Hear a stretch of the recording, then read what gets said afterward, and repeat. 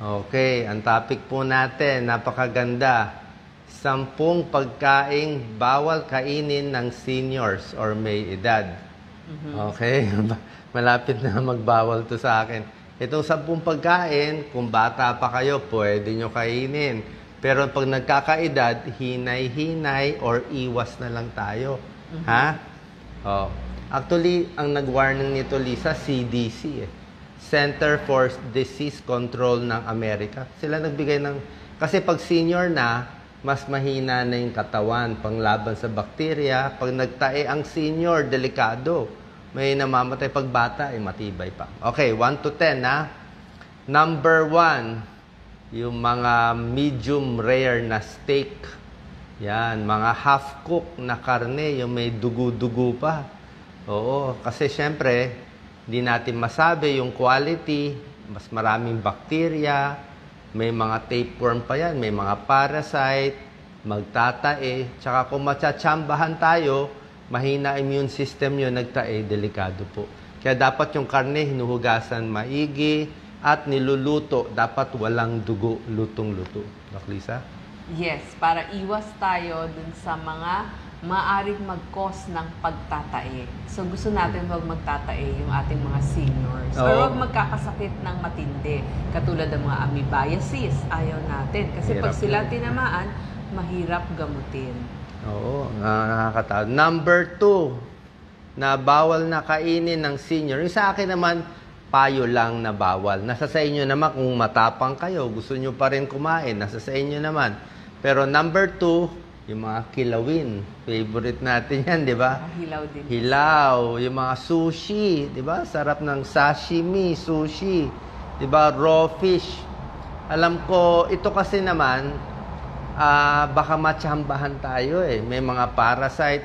Actually, may pasyente tayo dati na nalaman ko, taga-Japan siya eh. Kumakain siya ng raw. Sushi. Oo. Tapos, ang nangyari yung parasite pumunta sa utak, may ganung infection. So, tsamba-tsamba lang. Pero ang point ko, kung hindi naman tayo bata, konting ingat. Tsaka minsan salty din yung mga raw fish. So, yung mga kilawin-kilawin, kahit naluto sa suka, hindi pa rin ganun kasi. Hindi na ako makain ng ganito. Baka matsambahan tayo. Hindi na ganun kalakas ang puso natin. Pag nag-diarrhea tayo, pag ang senior nag-diarrhea, nagtatagilid. Yes. Mga salmonella, typhoid. Ang problema sa diarrhea, pag nagtae ang isang tao, prone to kidney failure. Oo. Pag naubusan ka ng tubig sa katawan, masisira yung kidney, magki-kidney failure, magda-dialysis, mahirap yun. Number 3, na dapat iwasan, na favorite natin, masarap tong number 3, talaba, tahong, tulya, di ba? Di ba? Gustong-gusto ko to. Pero minsan, pagkakain ako, isang piraso lang. Una-una kasi, hindi natin alam yung kalidad. Yung quality. Di ba? Kung sa atin, dapat doon tayo sa siguradong lugar sa probinsya. Di ba? Meron mga probinsya, mukhang safe naman. Pero minsan, hindi pa rin nangyari sa atin yon last May. Marami tayo. Grupo kasi po kami. Kala namin, wow, sa isang province, malinis na province. Known for seafoods. Naku po, nagsukat, nagtae kami. So, ang takot kasi tayo sa red tide. Oo, meron mga red tide. Kasi itong mga shellfish, syempre yung mga dumi ng dagat, yan ang hinukuha niya. Masarap. Hindi ko sinasabi hindi pwede Pwede nyo subukan, masarap ang talaba, favorite, yung hilaw. Kaya lang, baka matsambahan tayo ng bakterya. Tsaka minsan, alam nyo ba po, merong mga bakterya, kahit iluto mo siya na boiling water, kumukulong mantika, hindi na mamatay. Number 4 na pagkain, bawal sa senior, soft drinks. Pag senior na wala na soft drinks. Mga senior, mahilig sa diet drinks, di ba? Gusto ko diet. Huwag na tayo mag-diet. Soft drinks, alam nyo naman, sobra tamis, di ba? Ang daming sugar yan, 10 kutsaritang sugar. Ang diet drinks, kahit merong mga aspartame, yung mga ibang mga sugar substitute, hindi rin po maganda. May pag-aaral, yung mahilig sa diet drinks, may risk din for diabetes. So sasabihin mo, wala naman sugar bakit may masama sa diabetes? Ang problema yung utak natin, nasasanay sa matamis. So isang araw, kailangan mo kumain ng ganito karaming matamis. Kung hindi mo makukuha sa diet drinks, kakain ka ng chocolate, kakain ka ng ice cream, hindi mo mapipigilan kasi yung craving nandun. So mga sweets, kahit yung mga donut na matatamis, yung mga parang pambata lang po yun Oo, soft drinks, diet drinks, yung mga juices na matatamis, di ba? Kung gusto nyo, prutas. Energy drinks, hindi na rin pwede. Energy mataas sa caffeine. Caffeine nyo, magpapalpitate kayo. Hindi na tayo macho, mahirap na. So, ang ayaw natin dito, tumaas yung blood sugar ng ating mga seniors. Oo, kasi prone na tayo sa diabetes. Ang taas na ng diabetes risk alam ko mga senior, may pera na kayo, pero puro na bawal. Nung bata kayo, wala tayong pera, pwede lahat kainin. Diba? Kaya yung mga senior, bigay nyo lang yung pera sa mga kabataan para sila. Yung mga bata, yan mo mag-soft drinks kung gusto nila. Number 5 na bawal, hilaw na itlog. Raw eggs, di ba? Dahil si Rocky, mahilig sa raw eggs Tsaka minsan yung, di ba, raw eggs hinahalo sa lugaw. Minsan, hindi ganun kainit. Pwedeng merong mga salmonella. Ito talaga, pag natsambahan ka ng hilaw na itlog, yung malasado, actually, diba, gusto ko yun, diba? Yung malasado, pero hindi nire-recommend ng mga USCDC. Ang gusto nila sa itlog, tuyo na. Hard-boiled egg. Hard-boiled na. Para sure, hanggang sa loob-looban ay na-heat. Ganun po talaga. Tiyaga na. Number 6 na bawal sa senior. Ito, mahilig ang senior nito. Alak. Diba? Common sense, di ba? Sa kalye, dami umiinom, senior na. Alam nyo bakit bawal? Una-una, ang alak hindi pinagsasabay sa gamot. Yung gamot nyo sa high blood, gamot nyo sa diabetes, gamot nyo sa depression, hindi pwede isabay sa alak. Nagugulo yung dose. Kung ang dosis ng gamot mo, kunyari 10 milligrams, uminom ka ng alak, parang naging 15 milligrams yun. Kasi sabay sila pumupunta sa atay. Nagugulo ang dosis ng alak. Tsaka pag alak, siguro malakas pa yung atay mo, malakas pa yung sa utak mo. Pero pag matanda na, hindi na, huwag na natin ipilit kung medyo palyado na yung kotse, di ba? Nalalagyan mo pa Pag yung kotse luma na, kailangan magandang gasolina, hindi na pwede. Actually, ang idea doon, kasi pag senior na tayo, marami na tayong maintenance. So, kontra yung alak. Unlike nung bata-bata, wala pa tayong maintenance. Tapos, sa alak din, nakakataas ng blood pressure. Tsaka mataas ang calories ng alak. Yung mga matatanda, bakit malaki ang tiyan? Ang hirap magpapayat. Diba? Paano mabagal ang metabolism? Tulad ng sinabi ko sa inyo, by 50 years old. Actually, tips ko ni pang senior to, pang 50. Pag 50 years old, liliit ang muscle natin. Sarcopenia. Lalaki ang tiyan natin. Kaya pag hinawakan mo ang mga muscle, malambot na. Wala nang, maliit na yung muscle, puro na taba. Ganun nangyayari. So, yung alak, magpapasama lang doon. Number 7. Ito talaga, number 7. Mararamdaman na natin to. Ito yung bawal, Bawal ang matitigas na pagkain. Ayan, gigilty ako. Parang mapipingot. Anong matitigas? Mahilig ako sa mani. Okay ang mani, pero yung almonds, sobra tigas yung almonds. May mga nuts na hindi na kaya ng ipin natin. Kasoy siguro, pero yung mga almonds, mababali ipin natin. Yung mga gulay na hilaw, yung mga hilaw na gulay, carrots na hilaw, hindi mo nakakayanin yun.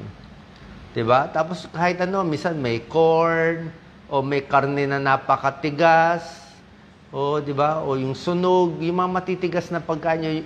Minsan yung kanin, ayoko na yung... May bato. Hindi, ayoko na yung kanin na kulang ang tubig.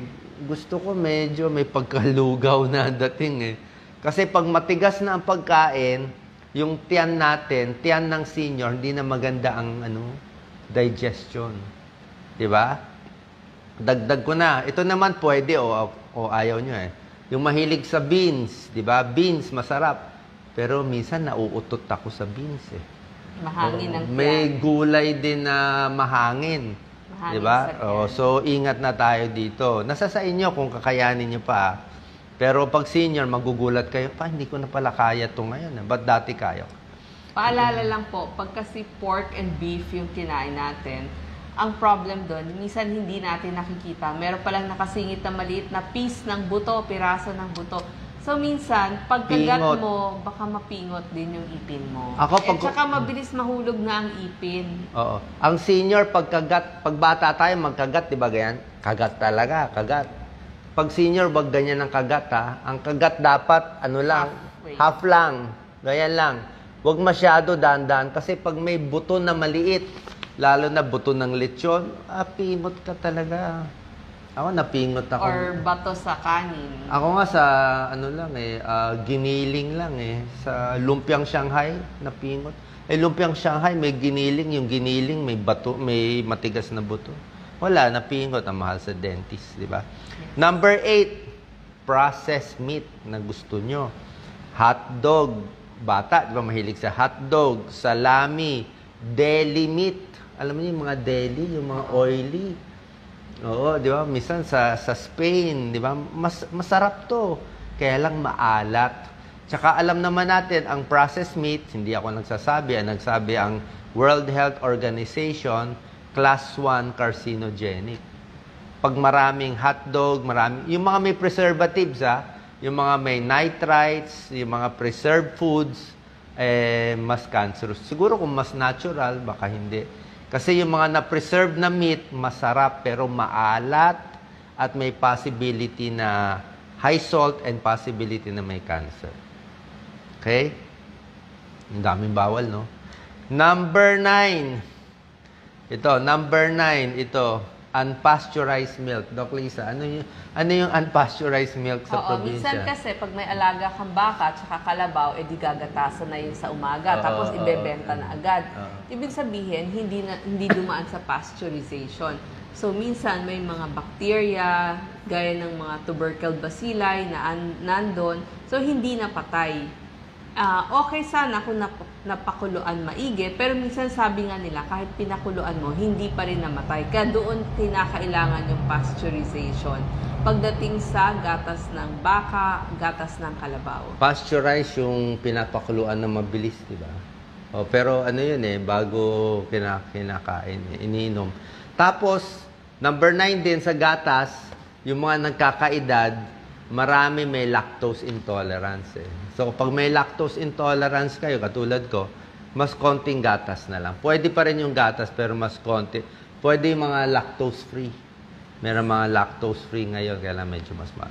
Number 10, na bawal sa senior, syempre, mga junk food. Diba? Yung mga, gusto natin, lahat ng maalat, chichirya, mga salty foods, kahit yung mga daing na sobrang alat, pambata po yun. Hindi na siguro bagay sa atin yung mga ganong pagkain. Minsan may nakita ako mga senior na matataba, yung di ba masarap yung Meiji ba yun? Yung favorite ko yun yung may chocolate siya, tapos meron siyang strawberry. Ang sarap, kaya lang hindi na po ganun ka-okay. Kung gusto nyo chocolate, chocolate naman, dark chocolate is okay. Isang maliit na perasong dark chocolate, kainin mo ng konti-konti lang. Liitan mo yung kutsara para imagination mo na lang pumapasok sa'yo. Yes. Yes, kasi pag chichirya, either maalat or matamis. Hindi na po ganun ka-okay sa atin. Baka meron na tayong high blood. So, yan yung 10 bawal o talagang iniiwasan natin. Meron tayong honorable mention na pwede naman, kaya lang kape. Diba? Ang kape, pwede naman, kaya lang siguro, senior, hindi na kayo makatulog. Diba? Huwag na siguro yung matapang na kape, lalagyan mo pa o baka pumunta kayo sa mall, doon sa mga restaurant, yung mga coffee shop na, yung drip coffee, yung mga coffee na, brewed coffee, may whipped cream pa.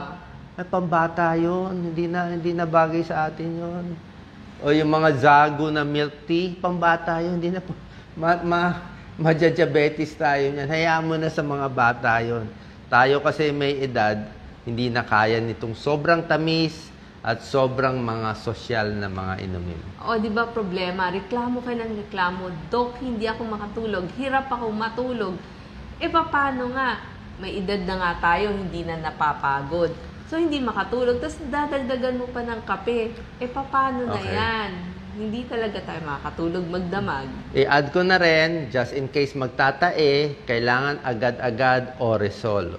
Oral Rehydrating Solution. Marami kami niyan lagi sa bahay. Lagi may baon si Doc Lisa. Hydrate, kahit ano, may mga generic. May Oresol. Oo. Pag dumumi kayo ng isang basong tubig, o dumumi kayo 3 basong tubig, kailangan 3 baso inumin mo. Bawi. Oo. Oras na matuyuan tayo, lagot. Tapos merong mga Imodium, Loperamide, may Hydrasec, Rasecado Trill, yung mga iniinom agad pag nagtatae, para hindi, pero depende syempre sa doktor niya. Bisan gusto natin magtae muna. Pero pag senior na, hindi ko na pinapa-LBM, delikado. Baka maya bumaksak yung blood pressure, delikado po. At saka mabilis ma-dehydrate talaga kapag elderly. Alam niya na, babanggitin ko ulit. Meron pa mahalagang tips. Hilaw na karne, medium rare steak, pang social na yun, hindi na sa atin yun. Number 2, kilawin, sushi. Anak ko, mahilig, ayoko na. Number 3, talaba, tahong, tulya. Ako minsan, 1 piraso lang. 1, 2 lang piraso. Matamaan man ako, konti lang. Number 4, soft drinks, matatamis. Milk chocolate, mga donut na puro, alanganin. Number 5, hilaw na itlog. Number 6, alak. Number 7, matitigas na mga carrots, yung mga matitigas na pagkain, mapipingot. Number 8, processed meats, hot dog, sunog na barbecue, at iba pa. Number 9, unpasteurized milk. Number 10, junk food. Last pa, meron pa, i-add ko na rin merong mga exercise at gawain na hindi ko na pinapayo sa senior. Baka magalit kayo pero kung senior, nasa sa inyo naman. Ako, walking talaga. Brisk walking, rubber shoes, the best. Kung gusto nyo magbisikleta na senior sa akin, kung talagang sanay kayo, biker kayo, at talagang wala namang kotse, walang bata, walang aso kung tumatawid, sige. Pero kung i-risk mo pa ng bibisikleta ka, isang bagsak lang, tapos na tayo, bali-bali tayo. Nagmumotor, senior, okay naman, pero siguro pag safe yung lugar. Yung mga risky na hindi ko na gano'ng pinapayo. O yung mga heavy exercise like basketball na full court, baka hindi na kaya ng tuhod natin. O yung mga marathon. Alam ko may senior kaya mag-marathon. Okay lang naman. Pero yung mga ganon, kung gusto nyo talaga mahaba buhay, mas safe, hindi ko na po pwersahin ang katawan ng senior sa mga exercise na mga tagtag yung katawan na pambata. Kung gusto nyo lang for health, exercise, nasa sa inyo naman Kung gusto nyo pa rin gawin, nasa sa inyo. Pero syempre, yung risk nandun. Tsaka pag maglalakad, lagi naka-rubber shoes, tingin, mas maganda may kasama para hindi ka matutumba just in case matumba. Kasi isang tumba lang ng senior, mababali. Pag nabali tayo, ang hirap ang hirap ng rehab pag senior. Yes, Doc Lisa, final words? Okay. So sa ating mga seniors, mga paalala po ito na makakatulong para hindi tayo magkasakit ng malubha. Okay, salamat po. God bless. Share po natin sa ating kababayan. Kahit age 40 or 50, may tulong na itong payo natin. God bless po.